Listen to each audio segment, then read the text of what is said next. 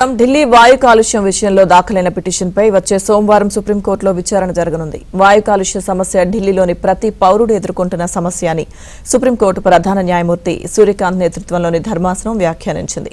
వాయు కాలుష్య సమస్యలు నిపుణులు, శాస్త్రవేత్తలు మాత్రమే పరిష్కారం కనుగొనగలరని తెలిపింది.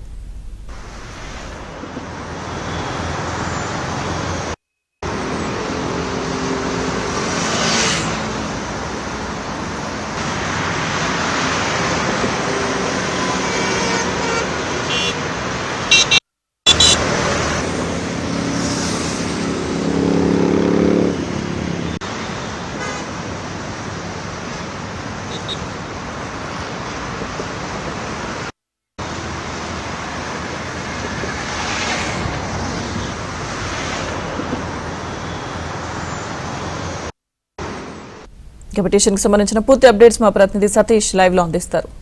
సతీష్.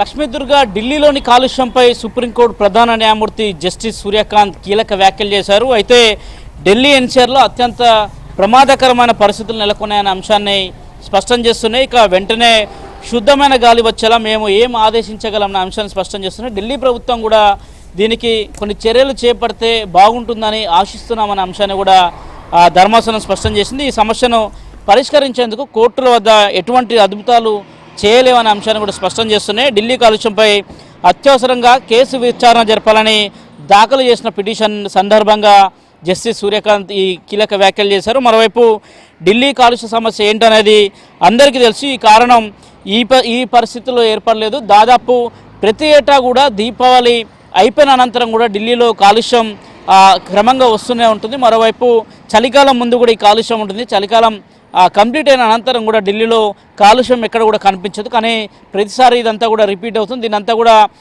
పర్యవేక్షించడానికి సైంటిస్టులు కానీ అదేవిధంగా ఇతరులు అయితే బాగుంటుంది.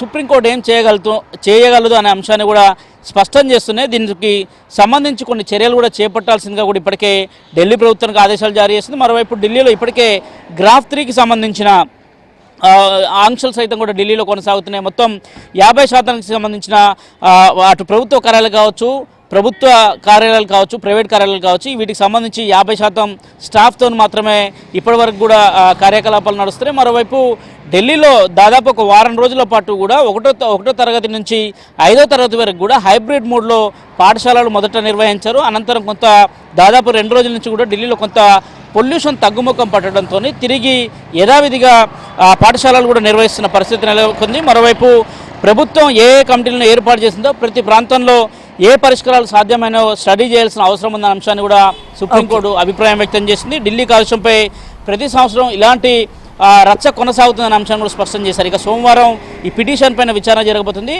సుప్రీంకోర్టు ఆ సందర్భంగా ఏం చెప్పబోతుందని కూడా వెయిట్ చేయాల్సి ఉంది. రైట్.